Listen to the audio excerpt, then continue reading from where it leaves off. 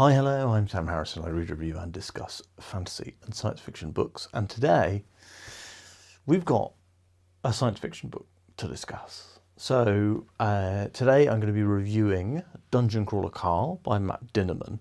This is the first book in the Dungeon Crawler Carl series. It's a series of 7 books so far. And I know that there's more coming. And this one will be a spoiler-free discussion, although in order to even kind of remotely talk a little bit about the book, I am going to have to go through a few, you might call setup spoilers. So I'll talk about what's going on, maybe a few principal characters that are interesting enough to talk about. So without messing around anymore, let's dive right into things. So I didn't actually think that I was gonna read Dungeon Crawler Carl.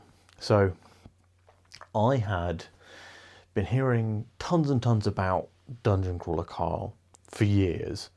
I think my friend Andrew Watson read them either end 23 or sometime during 2024, and he raved about them. But I kind of put them in like the Deadpool bucket. I don't know if that makes sense. Like, if you're a comic book reader, you'll, and you know, the films also kind of get this right. And like, Deadpool is kind of like this irreverent comedy, framed around a genre that I love, like superhero stories. And I was kind of thinking, like, well, this Dungeon Crawler Carl kind of sounded to me like a bit of a piss take of like The Running Man.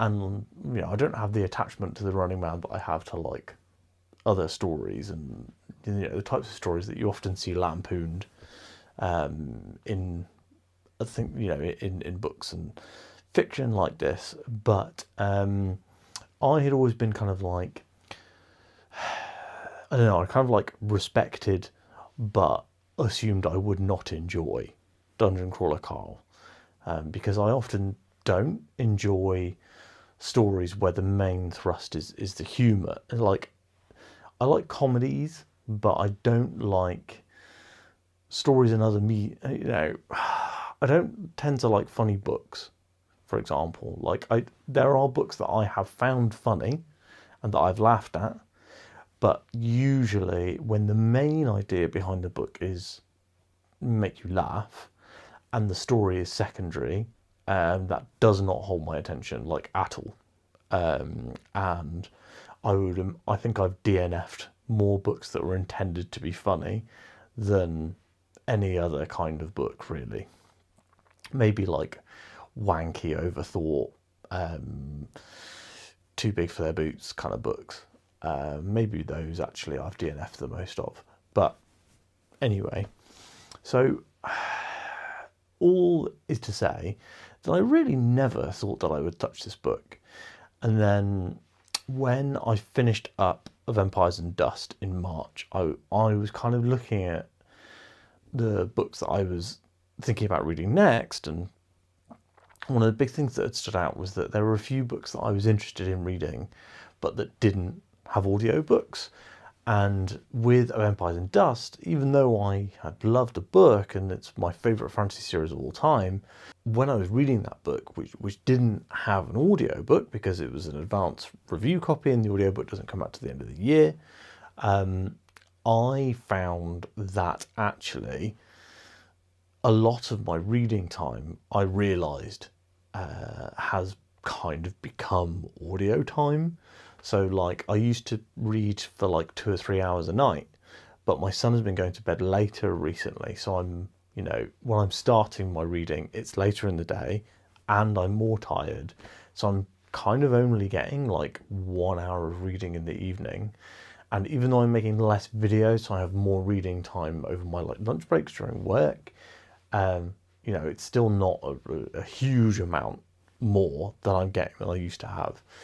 And so basically, I was like, I need a few audio first experiences or books that have strong audio books and I need a few of those lined up in April. And everyone raves and raves and raves and raves and raves about the Dungeon Crawler Carl audiobooks. So I was like, do you know what? I've already got the ebook through Kindle Unlimited on my phone, on my Kindle and e-reader and stuff. Here he is. There's my lovely cat on here as well. And I was like, do you know what? I'll just get the audiobook from Audible. Like, I'll give it a shot. And I started listening, and I was not immediately sold. I'm not against lit RPG. The predominantly the issue that I had with these was like, is this going to be a bit absurdist? You know, the kind of humour that I like is kind of like, it's kind of like stand-up comedy adjacent. Like, my favourite like comedy show of all time is Arrested Development, which uses a lot of stand-up comedy style tricks of like being self-referential and doing callbacks to earlier jokes and things like that. And I was worried that this seemed like not my humour, and I already have said I don't like humour in books. But I will say that the kind of heart of the story and the character focus of the story actually really brought me around. So I ended up rating this one as a 4 out of 5. So that kind of tells you up front that I did really enjoy this book. And I really like the character of Carl. I thought that he was gonna kind of be, I kind of thought he was going to be kind of like a dumb, like one of those like dumb jock main characters where like everyone around them does the thinking for them, and that that comes through in the dialogue, so that you can kind of be surprised by the twists and turns and things like that. But I do think that Carl is not that character archetype. He is very different. I liked how he has these kind of strong emotional impulses and reactions to the situations that he's thrown in. I like that. I like that he doesn't instantly go like, "Well, now I'm on a quest, so now I'm going to do this thing." Like he kind of hates it the whole time, which I really liked. I mean, it feels a lot more real, you know. I really liked the kind of writing style and the narration. The narration, especially with Jeff Hayes doing so many different voices for all the characters and for the like system AI in the game. All of those put together, I thought were really well put together. Princess Donut as well. The small number of laughs that I got in this book, like I said before, it isn't my sense of humour, so there were very few times where I was actually laughing and like laughing out loud and stuff and chuckling. But almost all of those were Princess Donut jokes, and I thought she was really well done, despite and like she actually had a few strong character moments where I was like, oh, this is like making me feel some feelings about Princess Donut, which I genuinely never thought would happen, especially like that didn't really happen for like the first half of the book. And once she had kind of grown on me and I had seen the like,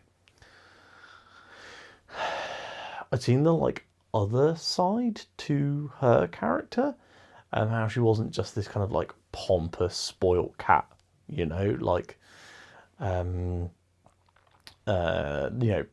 Donut Grand Champion Best in Dungeon made me laugh every time it was referenced, and a lot of times where she's like deluded about what's happened to her owner I thought were really good, and how there's a couple of reveals about like oh, that's kind of a spoiler. So I accidentally spoiled a late book reveal there, which like I don't think it would ruin anything for anyone, but I just had to. I'll edit it out.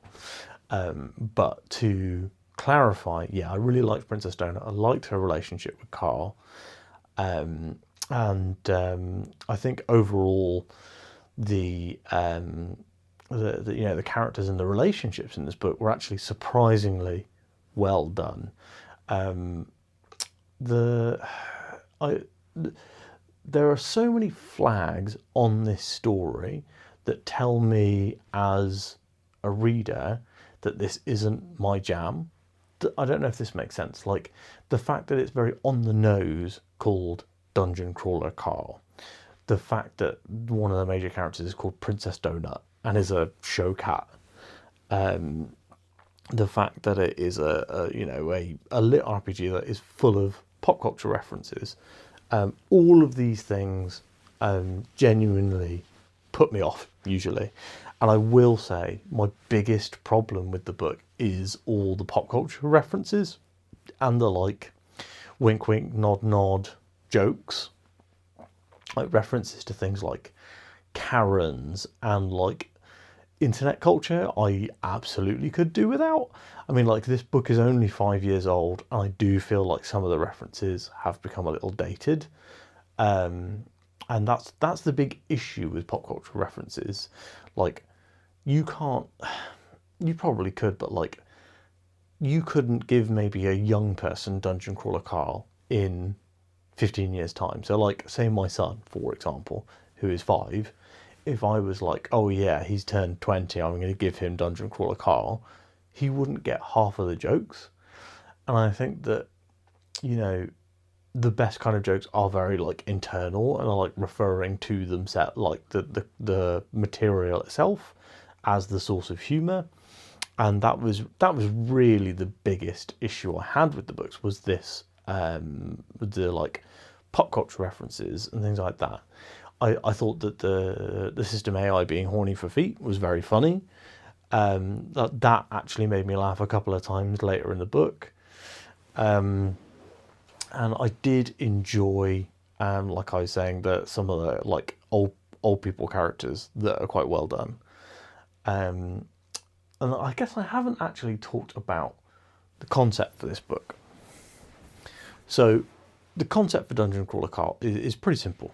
There's a guy called Carl and he's crawling a dungeon. Okay, so actually, what happens is aliens come to Earth and they flatten every single structure on the entire surface of the planet. And anyone who is inside is killed instantly and smudged down into atoms. And anyone who is outside is offered an opportunity to leave this kind of flattened Earth and go into a game world, which is this dungeon. The dungeon has a vaguely fantasy theme. We've got like goblins and orcs and things like that.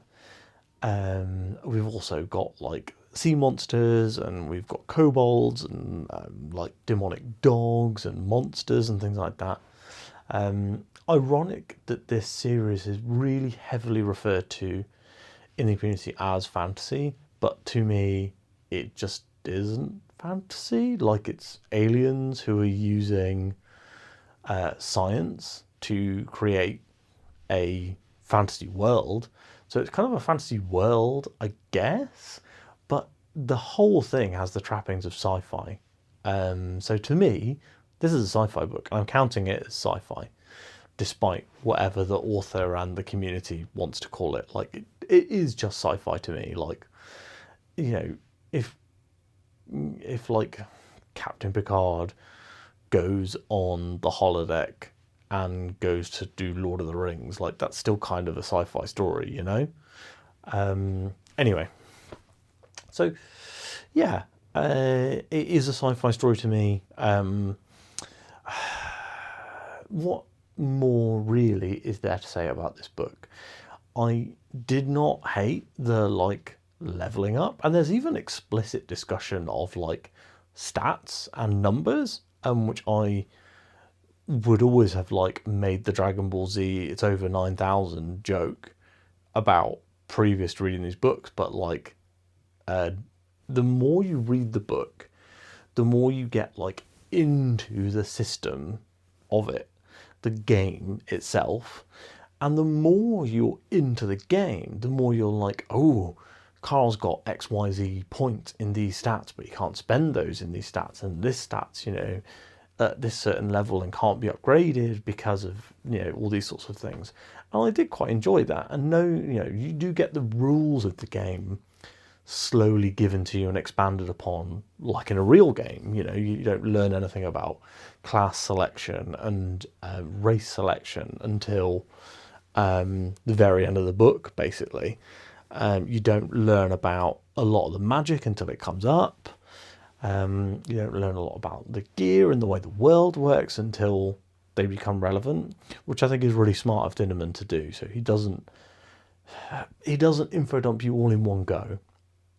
When he talks to you about game stuff, he does info dump you because Carl doesn't know how these things work, and people who do have to explain that to him, and that makes sense. Like, I'm not against an info dump when it makes sense in the universe, and it absolutely makes sense here.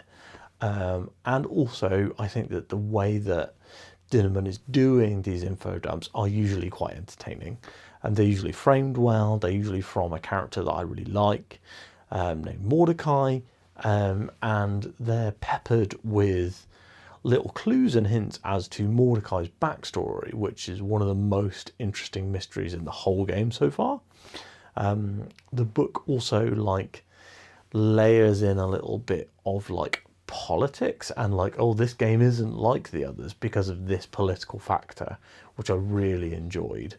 As you guys know, I like politics in my fiction, and I'm interested to see how this translates to corporate space politics.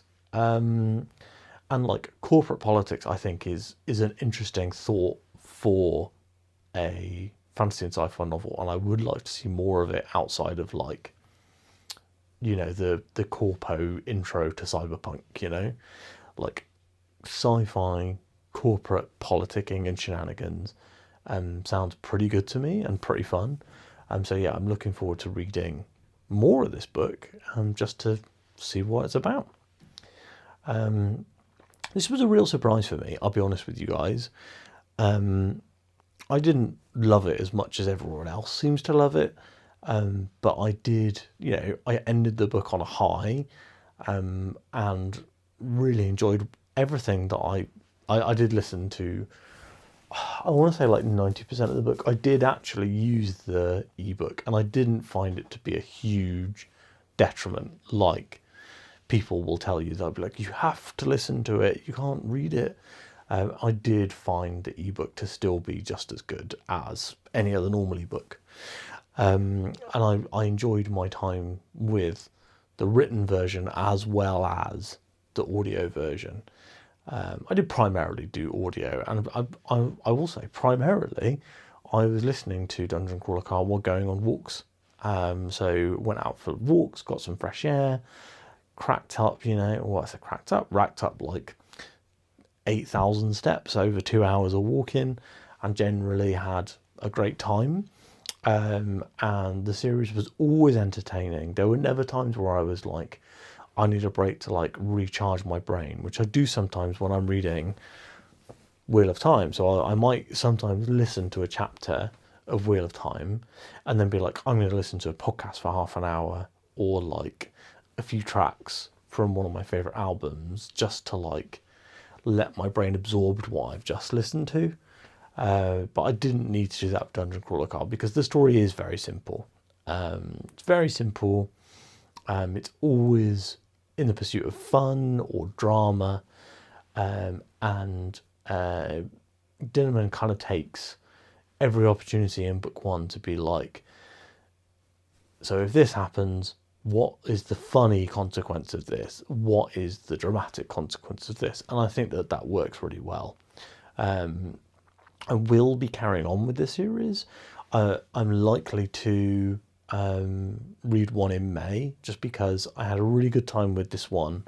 And it might be quite nice to be able to keep up with this series and read the new ones as they come out, because I know there's a lot of enjoyment in the community around Dungeon Crawler Car, and there is a really strong community around this book in particular. Yeah, I'd just like to be kind of part of the zeitgeist and read along with everyone else when the new one drops. Dinniman has he's written 7 of these since 2020. So I would not be shocked if we had another one this year in 2025, or maybe early 2026. And if I'm gonna only read like one a month, I have to read one. I can only skip 2 months for the rest of 2025 if I want to read the 6 remaining books, because we're already in April. So yeah, but yeah, I will definitely be carrying on. I'm interested to see this series develop. I am told that they get better as they go, and I did, as I say, like book 1. So if I liked book 1, maybe book 7 will be the best book I've ever read. So yeah, really looking forward to reading on in this series. I'd like to see more floors of the dungeon. I have heard that the later floors are much more gimmick led, so like the gimmick of the floor will be one specific thing, rather than like, I've learned this thing in the game and now I'm putting it into practice. It's more like, in this level, nobody has eyes, whatever, so yeah, really looking forward to seeing what the gimmicks are. Really looking forward to seeing like Donut and Carl's relationship evolve, but also for the characters to grow and gain new classes and abilities, which sounds really fun. I like the impulsiveness of Princess Donut, and I'm definitely going to keep that in mind when I'm picking my audio experiences for future months. And again, because they're such good audio books, I feel like I'm really getting my money's worth when I use my Audible credits on them. So if you were kind of on the fence and going like, are they worth the credit despite them being a shorter book? Because like, you could use 1 credit to buy Wind and Truth, which is like 40 hours or whatever, and that's almost 3 Dungeon Crawler Carl books, So yeah, if you are on the fence, I do think that the production quality, the narration quality, and the like high entertainment value does make those audiobooks worth it despite them being shorter. But I'm not going to also scare you away from the written prose version. So if you are a person who cannot hack audiobooks, then I do still think the prose version is great. And I would highly recommend reading it. So there you go. I mean, it's not gonna trouble my book of the year list, I don't think. But this was an overall very fun experience, and I would imagine that, knowing that they get better as the series goes on, the later books in this series might genuinely be troubling my top 10. So, have you read Dungeon Crawler Carl? What do you think? Drop down in the comments below and let me know your favourite bits, your favourite characters, or just overall what you thought of the book. And if you haven't liked this video, then I think you owe it to me to give me a like if you've watched all this way. And of course, if you haven't dropped a comment, please do so. Finally, subscribe to the channel to join our burgeoning little fantasy fanboy community over here. We love to talk fantasy and science fiction and everything in between, so I would love for you to join the community and keep up with these videos and keep chatting with me in the comments. Thanks so much for watching, and I'll speak to you on Wednesday.